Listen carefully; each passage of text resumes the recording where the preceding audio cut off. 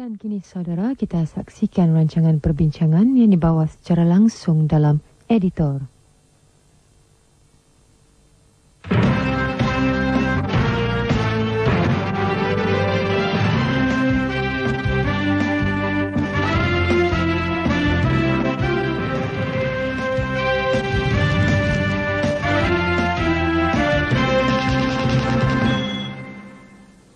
Harga ayam sudah naik, kemudian gula, tepung dan juga susu.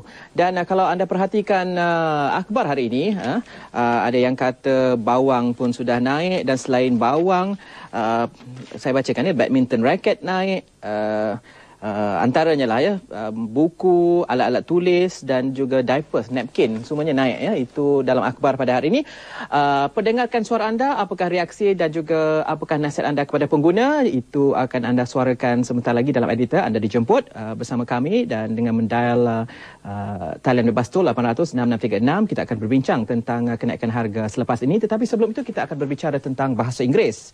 Sebagai rakyat Malaysia, kita semestinya lah memang dikendaki menguasai bahasa kebangsaan iaitu bahasa Melayu dengan baik. Dan pada masa yang sama, dalam era globalisasi, selain daripada menguasai bahasa Melayu dengan baik, kita juga perlu menguasai bahasa Inggeris. Ini kerana rakyat Malaysia perlu menyuarakan pandangan di arena antarabangsa untuk berdiskusi ataupun menentukan nasib kita dalam bidang ekonomi, mata wang, pasaran terbuka dan juga liberalisasi. Kerana itulah kita perlu menguasai bahasa Inggeris dengan baik. Dan ada yang berpendapat bagi menguasai bahasa Inggeris dengan baik, ia perlu bermula pada prasekolah dan kemudian harus dipupuk sehinggalah ke peringkat yang paling tinggi.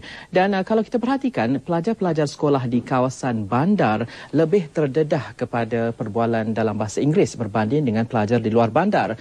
Tetapi hari ini kita akan berbincang tentang satu perkara yang agak menarik kerana telah terbukti ya, ia berjaya pendekatan yang berlainan iaitu pendekatan alternatif menguasai bahasa Inggeris dan telah dipraktikkan di kawasan luar bandar kepada pelajar-pelajar di luar bandar. Kita akan berbicara tentang isu ini selepas anda perhatikan latar belakang perbincangan.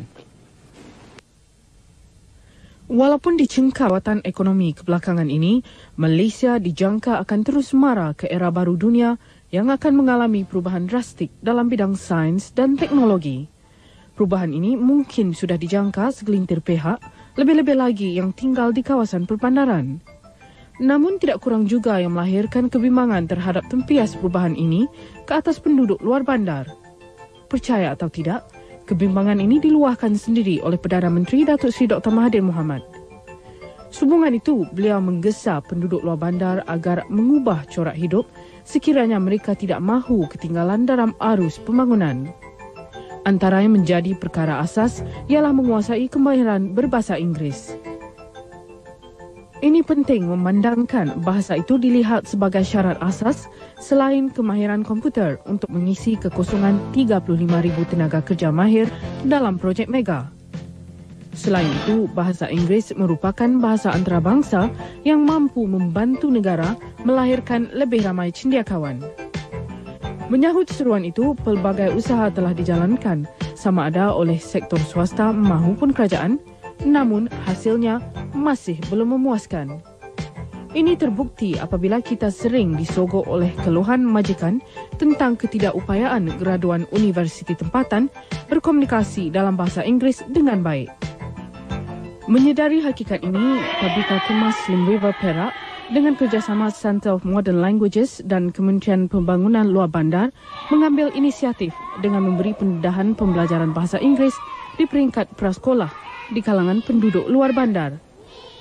Mungkin pada suatu ketika dulu, proses pembelajaran bahasa Inggeris hanya dikuasai kanak-kanak yang tinggal di kawasan perumahan yang eksklusif atau kawasan pinggir bandar. Namun, kepesatan pembangunan seolah memaksa penduduk luar bandar mengubah corak kehidupan agar mereka tidak terus ketinggalan. Perbincangan selanjutnya bersama Suhaimi Sulaiman. Itu dia kes tadi kita pada malam ini. Dan untuk berbicara tentang pendekatan alternatif menguasai bahasa Inggeris pada kali ini. Kita telah pun menjemput ke studio dan telah pun ada bersama kita di sebelah kiri saya ialah Dr. Asma Abdul Hamid. Dr. Asma ialah bekas Timbalan Dekan Sekolah Bahasa dan Pemikiran Saintifik UUM. Selamat datang ke editor. Dan bersama kita juga ialah Tuan Haji Fauzi Halim. Beliau ialah pengarah Center of Modern Languages. Selamat datang Tuan Haji.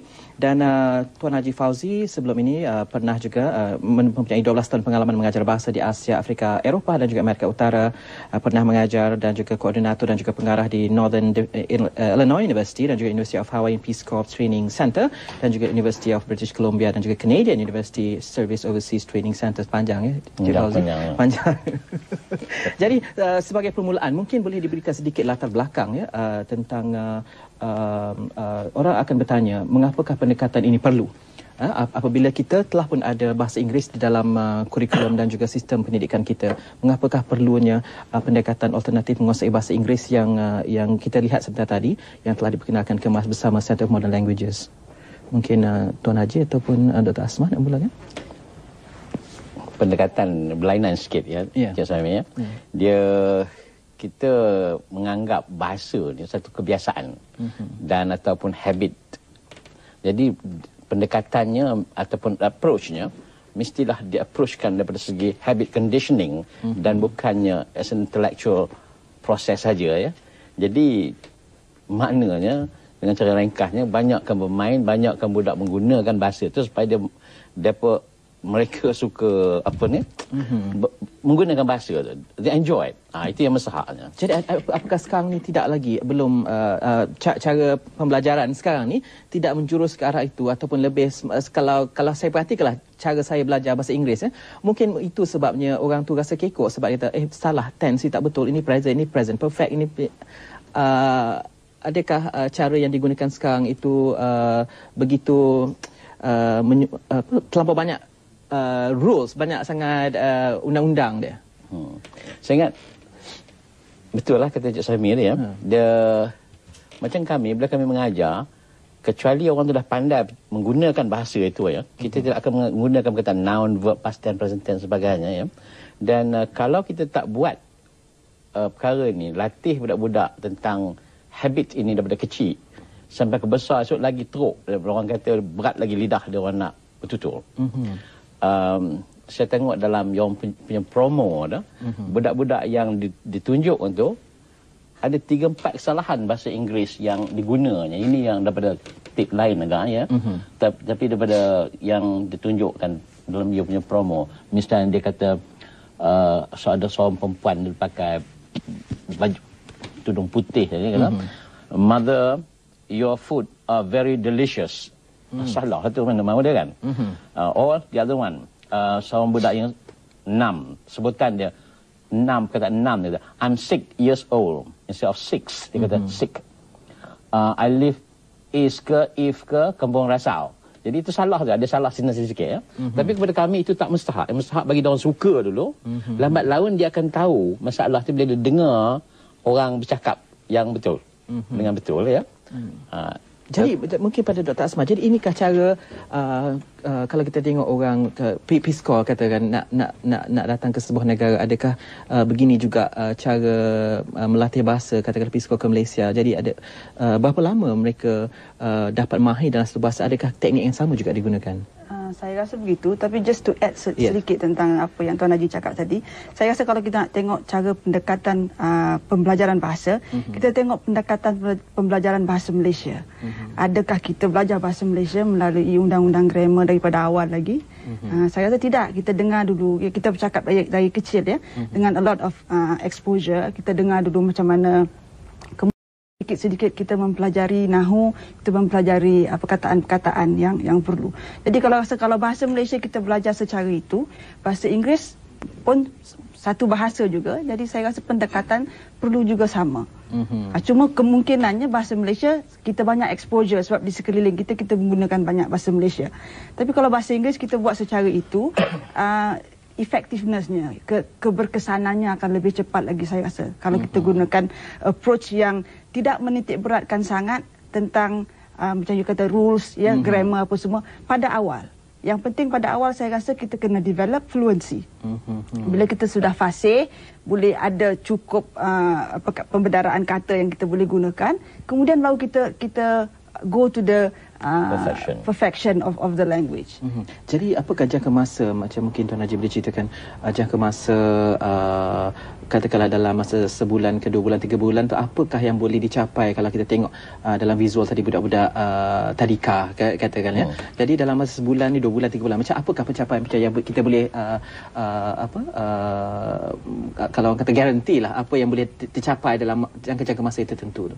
Saya ingin Jazami background sikit tu apa yang kita tengok tadi ya.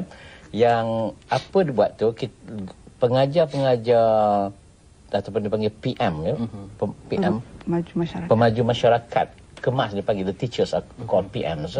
The PM tu dilatih selama 12 hari. Now mula-mula kita bagi test daripada 45 orang, ada tahu semua kita bagi test, tengokkan dia punya diagnostic test tu bagaimana perolehan dia orang. Kami dapati agak lemah juga bahasa Inggerisnya. Tapi kalau kita nak tunggu perfection juga lagi sampai bila tu boleh. Jadi kita teruskan langkah pertama dalam 1000 langkah perjalanan kita tu. We have to start now. Because kalau misalnya sekarang ni kita nak 10,000 computer scientist atau IT technologists every year, we have to start now. Sebab orang Melayu ni sekarang ni tak cukup untuk mengisi kekosongan yang akan ada dan yang ada sekarang ni pun ya.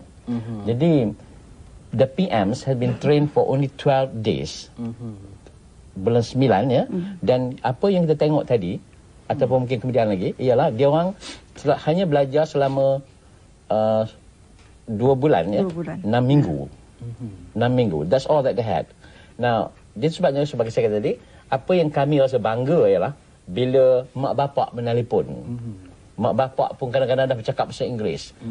Kadang-kadang mak bapak kata macam mana malam-malam, good morning mother, how are you? To us that is seronok because yang kita nak, jangan bagi budak kaku menggunakan bahasa Inggeris. Take it as fun.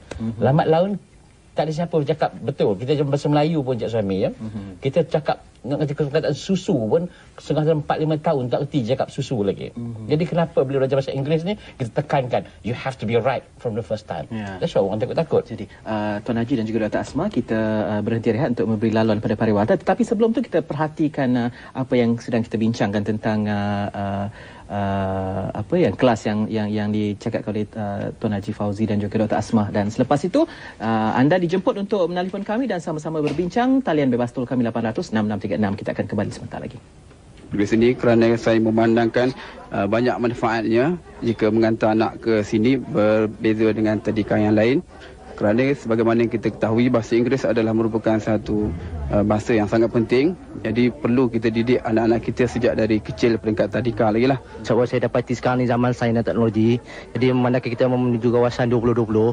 Jadi kita mestilah fasih dalam bahasa Inggeris. Sebab kita ni bahasa antarabangsa. Anak saya telah pun boleh bercerita di antara kisah-kisah bahasa Inggeris. Dalam masa 3 bulan ni boleh dikatakan ada improvement lah. Sebab apa? Dia orang di rumah pun kalau kita masak kan, orang kata, dia orang bagi contoh lah, kata mother, your foods are very delicious. Bahasa ibunda tu tak akan dia boleh lupakan lah bagi saya lah.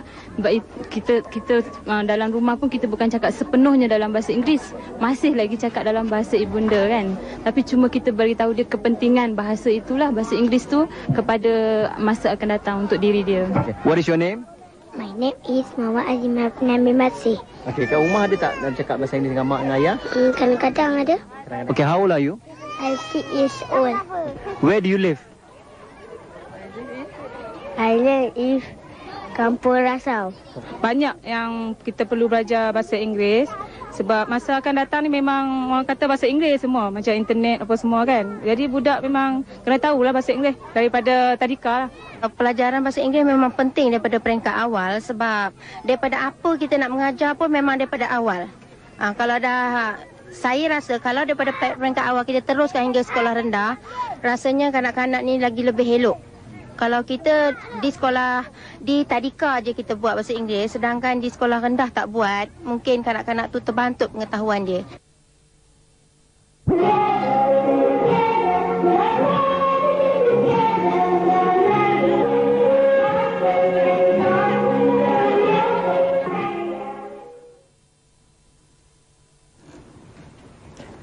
Ya, kita sedang berbincang tentang pendekatan alternatif menguasai bahasa Inggeris dan soalan seterusnya kepada Dr. Asma. Ya, apakah usia yang orang kata begitu bagus untuk memperkenalkan satu bahasa, mungkin second language kepada kanak-kanak? Seperti saya katakan tadi, kalau kita mempelajari bahasa itu seelok-eloknya dilakukan secepat mungkin. Kalau kita lihat kadang-kadang anak yang householdnya bilingual, ya, daripada kecil telah mendengar kedua-dua bahasa. Jadi pencapaiannya dalam kedua-dua bahasa itu memang cepat. Tapi kalau nak kirakan formal education, ramai expert yang mengatakan bahawa pembelajaran bahasa ini selalunya paling efektif dilakukan antara umur 4 tahun ke 12 tahun. Kalau selepas itu susah sikit. Sebab apa? Kita telah banyak mendengar benda-benda yang lain. Jadi you have to sometimes you learn the wrong ones. Therefore you have to unlearn first. Kemudian baru you boleh belajar perkara-perkara yang betul. So if you start from early, itu sebab we believe, I think language learning should start at preschool level. Daripada situ and you teach the right thing right from the beginning. Jadi dia tak payah nanti unlearn something in order to learn a new thing. Jadi saya rasa kalau untuk pembelajaran bahasa secara informal memang daripada awal. Kalau kita boleh mengadakan dalam rumah, persekitaran dalam rumah kita bilingual, that would be the best.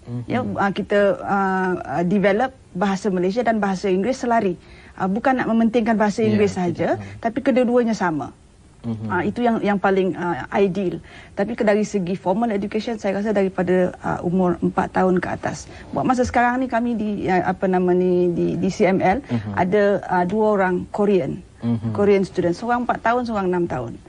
Even at that age, yang 4 tahun tu sudah boleh berbahasa Inggeris. Walaupun cuma baru 2 bulan dia belajar bahasa Inggeris.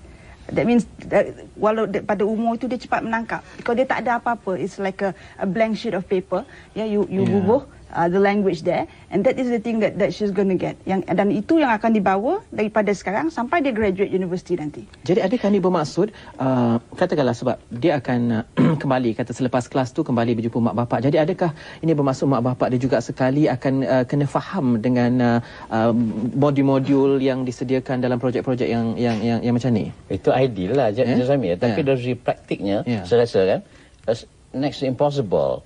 Macam saya dengan anak saya sendiri, nak cuba cakap orang putih ni, dia tak nak. Apa nak buat? And yet he's good, ya. Apa yang kita buatkan, apa yang kita buat, saya cadangkan kepada orang-orang pendengar kat rumah, kat kampung, ya. Banyakkan latihan mendengar. Adakan iklim mendengar. It's very simple. Kalau kita mendengar lagu Hindustan 20 kali, mak bapak pun boleh menyanyi lagu Hindustan. Ini kan budak-budak kecil. So get something like Disney production punya tu, ulang-ulang tengok. And then you'll find that budak kampung akan bercakap, did you go there last night? Tak kata, did you go there last night lagi? Because that's the way cikgu dia. Jadi anak saya semua, itu cara mengajar. Saya nak cuba mengajar, tak mahu dia. Dengan itu kemudian dia nak baca cerita tu balik pada kita. There's some storybooks, cost $10, RM10 je harga dia kan. Dia beli, dengar, gambar semua ada tu. Itu yang sebaiknya. Sebab basically spoken language, mendengar, bercakap. Begini Cik Sami, ya. Saya risau sekarang ni, kita budak-budak dah keluar dari universiti, masih tak boleh bercakap lagi, ya. Dr. Azma punya pengalaman. Bila dia datang pada kami kena latih balik. Macam budak-budak pergi Surang Laut tu. All A1 sebenarnya ni. But we have to train it right from the beginning juga balik. Kena drill balik latih tu be. Yesterday I go, tomorrow I will go. Yesterday I went. Ya, dia kena buat begitu balik. Sebab kita perlu tu semua tu. Okey, Tuan Haji dengan Dr. Asma, kita ambil satu panggilan. Mak Syah dari Melaka. Hello, Cik Mak Syah. Halo. Ya, silakan. Assalamualaikum. Waalaikumsalam. Pada Cik Syami dan dua ahli panel. So, maknanya saya nak bagi dua cadangan. Dan satu soalan. Yang cadangan maknanya yang pertama, kita masyarakat Melayu yang utamanya kena hapuskan cara kita membuat ejekan terhadap anak-anak kita ataupun ahli keluarga kita yang menggunakan bahasa Inggeris di rumah, walaupun cara dia baca tu tak betul ke, ataupun cara persebutan dia tak betul ke, ataupun apa-apa yang berkaitan dengan bahasa Inggeris di rumah. Yang kedua, kita masyarakat Melayu ni masih tebal dengan semangat anti barat. Maknanya kita kena hapuskan semangat anti barat, yang maknanya kita terpaksa menerima hakikat bahawa bahasa Inggeris itu mesti digunakan setiap masa Yang untuk masa-masa akan datang, sama ada dari segi ekonomi, politik, sosial dan sebagainya. Dan soalan saya, bagaimanakah cara untuk menghapuskan maknanya masalah ketidaksanggupan masyarakat menerima bahasa Inggeris? Maknanya terutamalah masyarakat kita yang paling lemah sekali dalam bahasa Inggeris, yang maknanya rata-rata daripada sekolah rendah, sekolah menengah, IPT dan sehinggalah kepada masalah pekerjaan. Termasuklah saya sendiri. Okey. Terima kasih Cik Mashar. Mungkin Dr. Azmah tuan. Saya nak apa ni pendapat mengatakan yang jangan diejek. And then related to your question just now, saya rasa di rumah kalaupun kita tidak tahu berbahasa Inggeris, the thing is I think you have to encourage. Kita kena rangsang. Jangan balik ke rumah bila anak-anak bercakap bahasa Inggeris kita herdik, ya. Kita kata tak tahulah tak nak. Encourage. Salah satu daripada faktor yang membuatkan program di Slim River itu berjaya ialah kita bagi tahu dengan mak bapak sama. Walaupun you tak faham, you just puji, ya, bagi tahu kata, and then tanya dia apa maknanya. Make them teach you what they are saying and things like that. Jadi they will want to learn. Seronok dia belajar bahasa Inggeris. Saya rasa masalah yang paling penting ialah banyakkan pelajar-pelajar Melayu takut nak belajar bahasa Inggeris, takut nak ke kelas bahasa Inggeris. Macam fobia, ya, macam masa di universiti dulu kita tengok bila sampai ke kelas bahasa Inggeris tu you have a lot of excuses. That kind of thing. Jadi I think the first step is to get them to like the language. Saya rasa itu. Betul tak? Because bila kita buat kajian awal dulu, kita dapati as a masa terdekat masa bahasa Inggeris, mereka mulai pergi bilik air, pergi buat itu, pergi buat ini, because it's a very traumatic experience pada diorang, kerana tak akan kena marah, takut. Saya teringat masa saya dulu saya tak suka matematik pun begitu juga, ya. Tapi bila kita dah reti, kita dah seronok, dan kita like to show off. That's why kita galakkan diorang to show off dekat rumah dengan mak bapak dia. Dan mak bapak punya function, walaupun salah, puji, sebab yang mustahaknya dia mencuba dan tak takut buat salah. Itu kunci kejayaan. Tapi macam kalau kita kata di luar bandar pula, ya, kalau macam di bandar kita lebih senang terdedah pada orang yang berkomunikasi dalam bahasa Inggeris. Tapi kalau katakan luar bandar, walaupun dia nak praktis ke mungkin sparring partner tu tak seramai yang mungkin ada di bandar. Jadi apakah yang mungkin akan membuatkan ataupun ingredient yang boleh buatkan program ni berjaya di kawasan luar bandar? Dia apa namanya? Dia memang dia kadang-kadang tak ada tempat nak berpraktis. Apabila terjadi begitu, saya ingat bila saya belajar bahasa Mandarin dulu di UC California, dia tak nak praktis. Kita nak cakap dengan siapa? Bahasa Mandarin Beijing yang saya belajar tu. Kita kena cakap seorang-seorang lah, cakap depan cermin dan sebagainya. Sampai sekarang kita tak lupa. Because it's a lot of things. As long as you have the encouragement at home, itu aja. Dan kalau kita katakan pada yang menanya tadi bagaimana kita nak encourage, saya ingat bagi ransangan bagi Dr. Azmah tadi. Kalau kita jadi betul ransangannya, saya dapatilah seperti dengan anak-anak orang yang buat kerja ni, dia masalah dia apa, jangan anak-anak tak nak makan, dia nak membaca aja, nak bercakap bahasa Inggeris saja. Because dia dah suka, gemar dengan satu perkara dia lakukan. Tapi and also to add, saya rasa kita banyak menggunakan perkataan-perkataan bahasa Inggeris di rumah, walaupun di kampung. Ya, kalau you look around you, perkataan-perkataan macam blender dah ada dah. Dan melalui TV, melalui radio, kita banyak boleh, kalau ibu bapa tu betul-betul ingin membantu, memberi ransangan kepada anak-anaknya. Macam Tuan Haji kata tadi, you just have to listen a little bit, dengar sikit-sikit. Dan saya rasa kebanyakannya boleh faham. Cuma itulah tadi sama ada kita mahu ataupun tidak. That is the main thing, I think. Ya, kita perhatikan sekarang, ya, rakaman yang kita buat tentang projek yang dijalankan di Slim River. Kita perhatikan. Abang nak tanya ni, adik Ainun seronok tak belajar bahasa Inggeris? Seronok. How old are you now? Kita tahu anak-anak Melayu ni memang dalam bahasa Inggeris memang kurang lah kan. Kalau boleh tingkatkan balik bahasa Inggeris untuk anak-anak Melayu lah. Nampak ada sambutan daripada budak-budak. Pasal kalau saya datang pagi sekolah kan, dia jauh lagi dia cakap, good morning teacher, how are you? Ada peningkatan terhadap murid-murid saya. Di mana ibu bapa datang jumpa saya, anak-anak dia bercakap bahasa Inggeris di rumah. Saya pun banggalah kan. Saya nasihatkan ibu bapa, cubalah didik anak mereka dari sekarang bercakap bahasa Melayu pun ataupun bahasa Inggeris. Kita belajar peringkat mengajar tinggi. Setakat ni rujukan bahasa Melayu kurang kan. Kita perlu juga bahasa Inggeris ni. Bahasa Inggeris ni amat penting. Kita tahu di mana-mana ya. Bahasa Inggeris ni amat penting untuk kalau kita nak berkomunikasi dengan orang bangsa asing kan. Kalau kerja di hotel-hotel misalnya ya. Bahasa Inggeris adalah satu bahasa antarabangsa ya, yang patut semua dipelajari. Yang mana komputer sekarang kita akan mempelajari dari segi komputer, kita menggunakan bahasa Inggeris.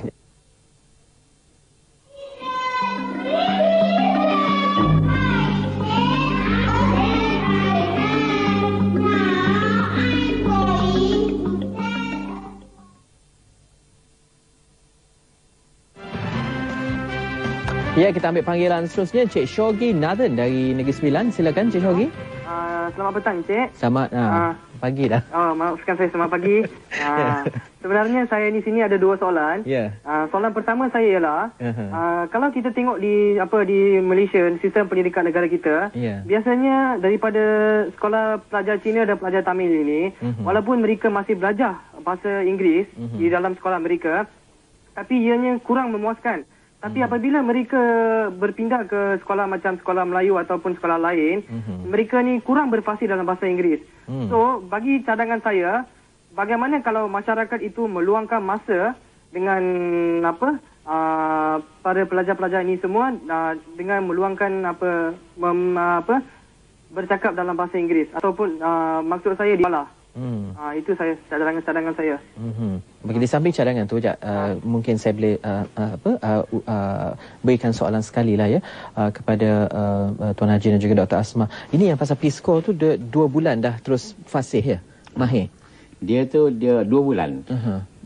Pada masa itu kalau Cik Sami ingat ya, orang Melayu, orang bukan Melayu tak nak mengajar matematik and science first introduced. Jadi Tun Razak pada masa itu mencadang Shriver cadang kepada Tun Razak di golf club tu supaya bagi American mengajar matematik and science, and they need only 2 months. Jadi kami setengah ni panggil ke sana, dia latih cara mengajar tu, dan kita latih dia orang selama 2 bulan boleh mengajar dalam bahasa Melayu. 2 bulan. Bukan bahasa ini, begitu juga dengan Korean, ada 18 bahasa dekat University Hawaii tu. Dia 2 bulan je. Jadi kalau macam ni, bagaimana pula kalau apa yang boleh dibuat oleh macam penduduk di luar bandar sebagaimana yang kita dapat daripada di kes di Slim River ya, untuk macam menolong, sebab ni budak-budak ni dah minat ni, jadi apa yang boleh dibuat oleh macam penduduk kampung ke kumpulan-kumpulan tertentu ataupun masyarakat setempat? Itu macam cadangan Cik Shogi Nathan tadi, kalau boleh community itu sendiri mobilize themselves ya, untuk support, untuk encourage. Yang macam kita kata tadi, tak perlu seseorang itu fasih berbahasa Inggeris untuk menolong. Di encouragement itu penting. Salah satu saya rasa faktor yang menjayakan approach Peace Corps ini ialah total immersion, di mana penggunaan bahasa Inggeris itu digunakan sepenuh masa. Jadi kalau macam kita boleh buat itu di luar bandar, ya, kita encourage students, pelajar-pelajar daripada awal lagi untuk berbahasa Inggeris, mendengar, ya, kita boleh belajar bahasa Inggeris melalui lagu, ya, macam-macam lagi. Jadi kalau perkara-perkara ini, persekitaran itu kondusif untuk dia suka untuk belajar bahasa Inggeris. Adakah perlu bawa seorang yang memang berbahasa Inggeris, katakanlah seorang Mak Saleh ke, untuk duduk sama-sama dengan masyarakat supaya dia dapat dengar cara percakapan atau sebutan yang betul? Apakah ini juga mungkin boleh dikategorikan sebagai macam total immersion yang kata Dr. Asmah tadi? Itu secara ideal kalau boleh. Cadangan kami sebenarnya itu saya itulah dia mula-mula dulu ya. Tapi sini saya ingin merakamkan penghargaan lah ya, Cik Sami ya, kepada Datuk Seri Junus Wahid. Dia yang approach kami, tolonglah tengok kami ni di mana ni, di Berang, di apa nama dipanggil sana? Lembah Bernam tu. We are developing, tapi orang Melayu yang kita tengok tadi setengah tu 25 batu daripada jalan raya, you know. Kami ingat mula-mula kami pergi ada setengah kelas tu, good morning everyone. Itu apa saya kata? Tenganga dah. Kemudian we approach, good morning. Menangis, 2 tempat kita orang pergi menangis. And now you tengok gitu, that's success. to us, ya. Tapi kita nak tekan juga di sini, to us this is not the real success yet. Kita nak menentukan, kita ada kajian kena buat tahun depan. Bagaimana, adakah budak-budak yang tadi dia orang berlatih 2 bulan aja, bila dia masuk sekolah rendah nanti, boleh tak dia bersaing dengan orang dalam bandar? Itu kita orang dah ada nama dan alamat 250 pelajar yang mengambil itu. We are going to do the follow up work. Dalam masa 6 bulan kami baru berani katakan we have been successful or not. Daripada segi input output, we want to see the kesan. Jadi follow up bagaimana yang diperlukan supaya menentukan apa yang dah berjaya pada 2 bulan yang pertama tu akan terus berjaya dari peringkat sekolah rendah, menengah dan kemudian institusi pengajian tinggi pula. Kita harapkan bila pelajar-pelajar ini masuk ke sekolah rendah, proses itu akan diteruskan. Saya rasa salah satu sebab kenapa mungkin di sekolah rendah pencapaiannya tidak begitu bagus adalah sebab material yang masuk ke sekolah rendah itu tidak ada basic bahasa Inggeris. Sekarang ini yang 250 orang ini ada basic. Sekurang-kurangnya ada confidence untuk menggunakan bahasa Inggeris. Ya. Dia tak pergi ke kelas, takut nak pergi ke kelas, takut nak belajar bahasa Inggeris. Sekurang-kurangnya dia boleh ke kelas dan mahu belajar bahasa Inggeris. Jadi kami harap guru-guru di tahun 1 akan terus memupuk confidence itu dan akan terus menggalakkan mereka untuk terus belajar bahasa Inggeris. Jadi sistem pembelajaran itu tak perlu ditukar atau pendekatan dia tak perlu ditukar ke macam mana? Pendekatan kami basically oral ya.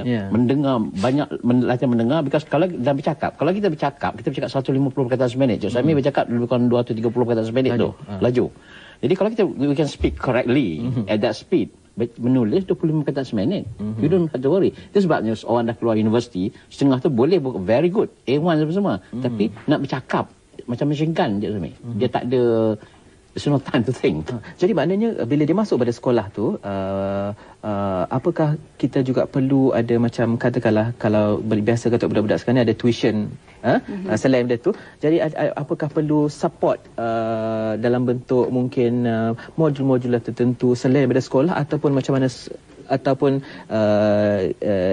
disediakan dalam tadika jadi dia akan naik dengan sendiri atau macam mana? Perlukah ada support selain daripada sekolah atau macam mana? Saya rasa untuk mengubah pendekatan di sekolah itu tak perlu, sebab saya rasa kurikulum KBSR pun banyak menekankan kepada komunikasi, communicative approach to language. Jadi saya rasa implementasinya tidak dapat dilakukan sepenuhnya, sebab saya kata tadilah material yang masuk itu tidak ada langsung bahasa Inggeris. Jadi susah guru-guru di sekolah rendah untuk really implement the principle behind KBSR. Jadi kalau katakan yang masuk daripada tadika yang kita tengok, yang tadika kemas, dia 200,000 pelajar daripada tadika kemas yang akan masuk ke sekolah. Kalau dengan 200,000 ini sudah ada basic, saya rasa tidak ada masalah untuk dia meneruskan proses itu. Baik, masa tak mengizinkan, kami ucapkan terima kasih kepada Tuan Haji Fauzi, pengarah Center of Modern Languages, dan juga Dr. Azma Abdul Hamid, bekas Timbalan Dekan Sekolah Bahasa dan Pemikiran Saintifik UUM, kerana sudi datang bersama kami pada malam ini dan menceritakan tentang pendekatan alternatif menguasai bahasa Inggerisnya. Dan kita dah tengok budak-budak dalam 2 bulan ni, nanti bila sebagaimana yang Tuan Haji dan juga Dr. Azma katakan, bila dah study menunjukkan mereka lebih berjaya di peringkat yang paling atas, sila telefon kami dan kami akan buat follow up jugalah sama-sama, sebab kita dah tengok berjaya pada peringkat permulaannya. Ya, terima kasih kerana bersama kami. Dan untuk anda di rumah, anda dijemput untuk menelpon kami lepas ni. Kita nak cerita pasal barang-barang yang dah naik hari ni. Kalau kita baca surat khabar, bukan saja gula tepung, ayam memang dah naik lah dengan susu, tapi hari ni cerita bawang pula naik, raket, semua segala benda naik. Jadi telefon kami, kita akan bercerita tentang nasihat dan apa yang harus kita buat sebagai rakyat Malaysia bersama untuk menentukan supaya hidup taklah sengsara sangat. Jadi jangan ke mana-mana. 800 6636, kita akan jumpa selepas ni.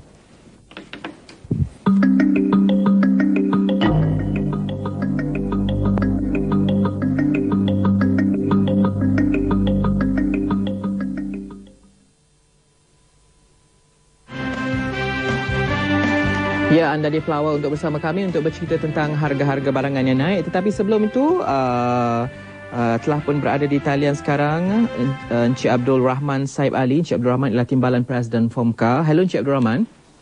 Hello. Hello. Hello, apa khabar? Baik. Ni Encik Abdul Rahman nak tanya sikit lah. Hari ni kan Kementerian Pertanian telah mengambil tindakan drastik menubuhkan 4 jawatan kuasa kerja untuk mengenal pasti barangan makanan import yang harus dikurangkan ya. Mungkin Encik Abdul Rahman pun telah melihat laporan tu dalam buletin utama sebentar tadi ya, dalam masa pukul 8 tadi. Jadi apakah pendapat Fomka tentang penubuhan 4 jawatan kuasa kerja ni yang merangkumi jawatan kuasa kerja padi dan jagung, buah-buahan, sayur-sayuran, perikanan serta ternakan ni? Nah, ya yang sasaran ini ataupun kita sudah bersuara perkara ini sudah 10 tahun lebih. Right? Jadi kenalah masanya. Right? Jadi penubuhan 4 jawatan ini adalah satu langkah yang baik lah dan bijak. Right? Jadi pada pendapat Encik Abdul Rahman ya, bilakah agaknya mungkin benda ini akan menjadi efektif, kerana sesuatu perubahan itu mungkin akan mengambil masa ya untuk implementation dan sebagainya. Agaknya jangka masa macam mana yang dapat kita lihat ni? Yang ini kita ni sangat cuaca dan kita punya climate itu bersesuaian lah. Jadi kita boleh nikmat hasilnya dalam 2-3 bulan. Kalau semua pihak bekerja bekerja sama lah. Right. Tapi yang saya nak cakap tentang kenaikan harga ini, boleh kita bayangkan satu gambaran lah. Macam-macam kena basah kuyup dalam hujan. Right? Dan kita minta apa kita boleh buat. Right? Ada 3 golongan lah. Yang satu, yang kuat itu dia boleh tahan. Right? Yang lemah, yang orang miskin itu, dia terjejas lah. Dan ada juga yang rasa seronok. Ya, right? Kena hujan itu. Jadi kita haraplah kewajipan kerajaan ini, dia kena jaga, yang kena nasib tak berapa baik lah, macam orang miskin itu. Dan kita minta kewajipan kerajaan ni adalah tumpukan perkara-perkara asas, macam makanan, dan perumahan, dan perkhidmatan, pengangkutan transport, dan juga kesihatan lah. Nah, kita nampak pada masa sekarang, kita nampak Kementerian Perdagangan Dalam Negeri, dan level pengguna, dan Kementerian Pembangunan luar bandar ataupun pertanian, dia dua-dua ini dia kerja tukus rumus lah.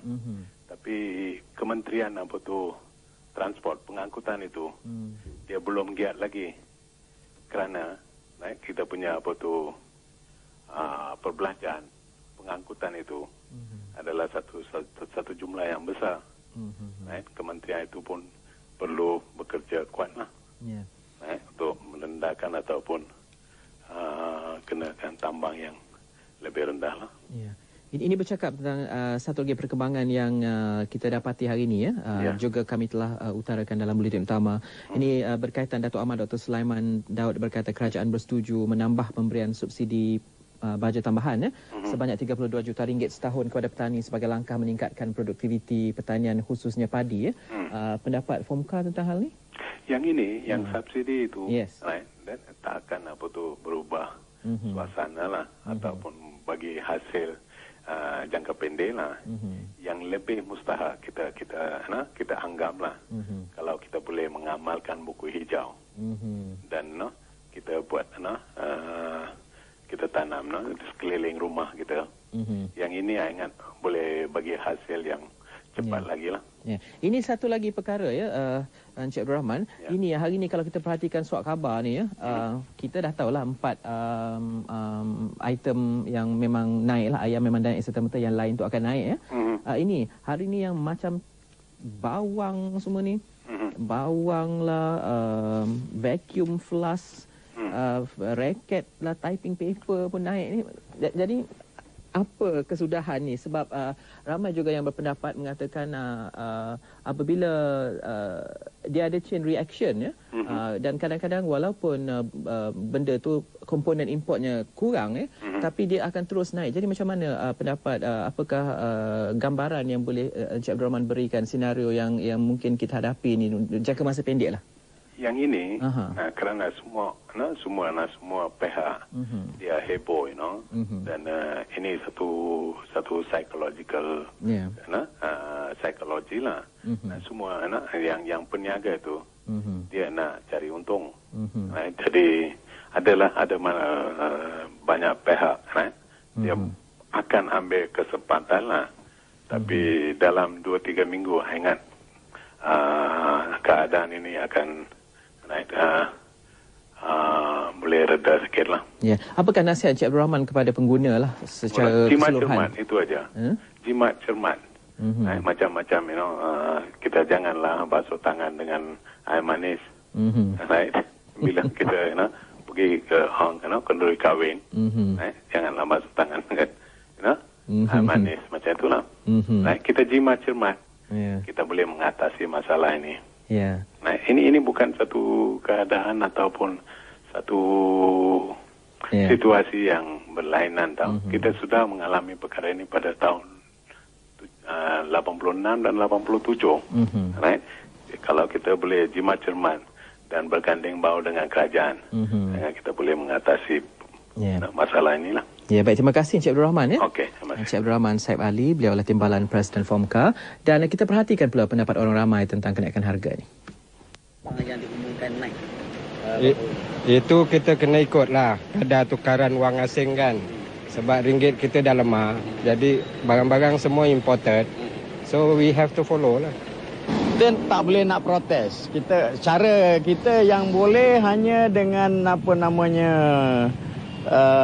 memaksa diri kita lah, berdikit-dikit lah. Sekarang semua barang, apa-apa barang beli pun mahal juga. Sekarang kita wang pun tak cukup. Kita punya ringgit pun banyak korang harga ni. Dulu tak apalah, boleh belanja lebih. Sekarang tak boleh belanja lebih. Sekarang anak-anak sekolah pun main susah juga. Mau beli barang pun, barang-barang semua harga sudah naik. Macam mana lah sekolah, susah sikit lah kita orang. Pasal macam saya anak ramai kan, susah juga. Pasal kita tak ada duit. Gaji pun tak naik, barang-barang naik pun susah juga bang. Ikut tak susah naik, tapi tengokkan keadaan dengan duit kita sendiri dah turun harga. Terpaksa nampaknya lah. Tapi jangan naik terlalu tinggi.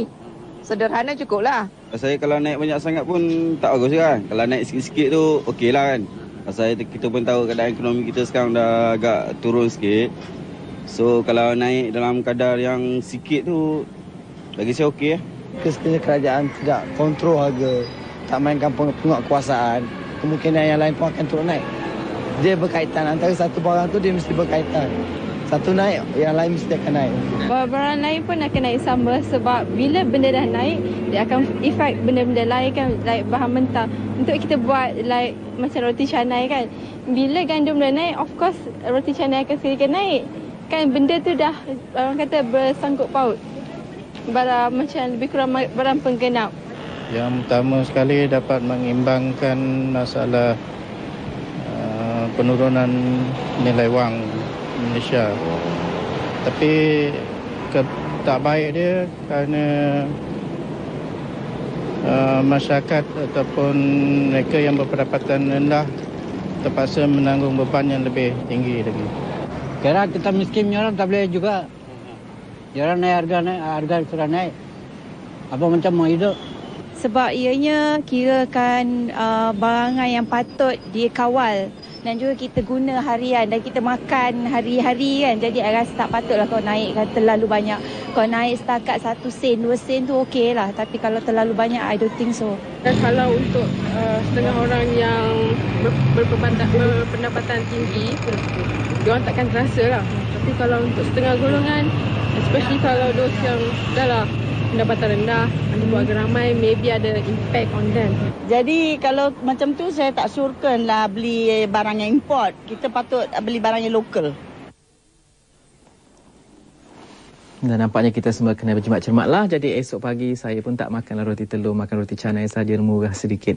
Jadi itu saja editor pada kali ini. Berjumpa lagi di minggu hadapan dan teruskan bersama rancangan TV3, rancangan 24 jam.